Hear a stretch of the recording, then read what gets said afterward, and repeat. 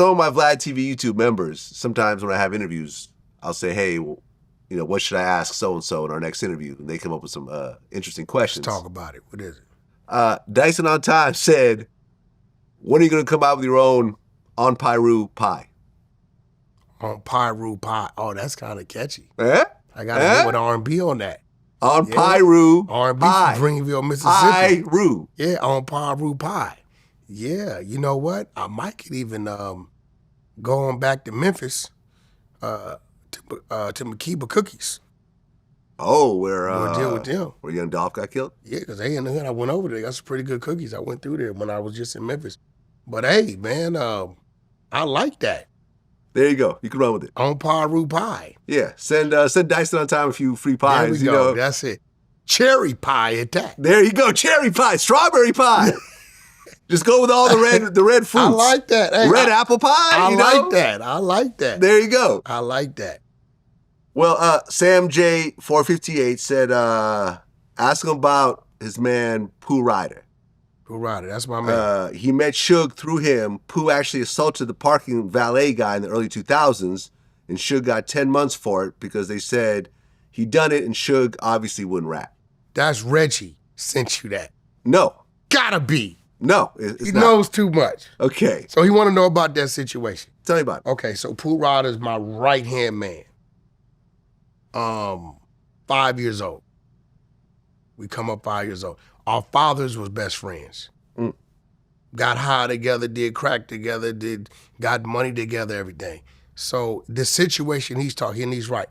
Pooh Ridah met Suge Knight, CMC, State Penitentiary, right? Pooh's a rider. That's his name. That's what he do. So his whole disposition, he wanted to go to work for Death Row as security, you know, on some goon shit, right? So him, the realist, the producer Cobain, I believe Cobain was out of Chicago. They was at the condo over here in Tarzana. Can-Am, as you know, used to be the designated studio for Death Row. Yeah. So actually, that's how I met Reggie. Because when Pooh came home, Reggie Wright was running Death Row. So when he used to have to go pick up his checks, he would have to go to the office or somewhere else. So I would give him a ride up there, so-and-so. He had been trying to get me to come out, come hang out. At this point in time, I was knee-deep in my trucking business, and I had my real estate business going on, right? So one time I went over there, we went out, some things happened. At the Santa Monica Airport Museum, we got into it with, I want to say with Nate Dogg and all of them. Me and Keita Rock was together, fighting side by side. This is where I met Big Faye for the first time because he was on the opposition, but he was putting in a lot of work, right? So after we got back, Keita Rock tell Reg, yo, we need to bring him around more, right? Reg's like, Wack, what's your number?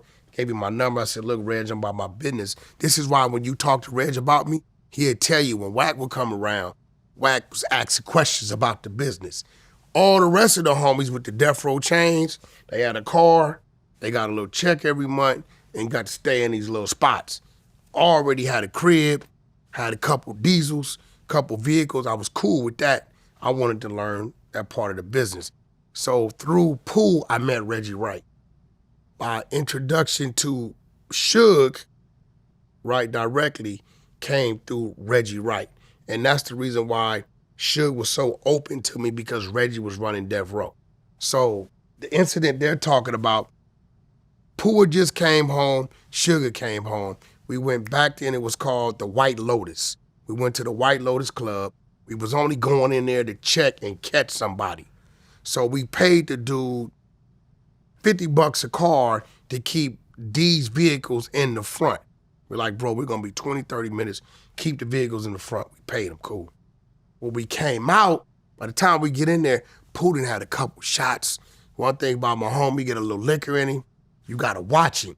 I didn't know he had these shots. So when we get out and come to the parking lot, we don't see the cars. We're like, yo, bro, where the cars, right? Oh, man, we paid you to keep the cars up front. Now, you have to watch Pooh, right? He's a firecracker.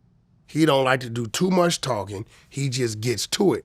So as we're back and forth with the valet dude, he didn't say it in his head, it's too much talking. Bam! Pooh come around out of nowhere and knock the valet dude out.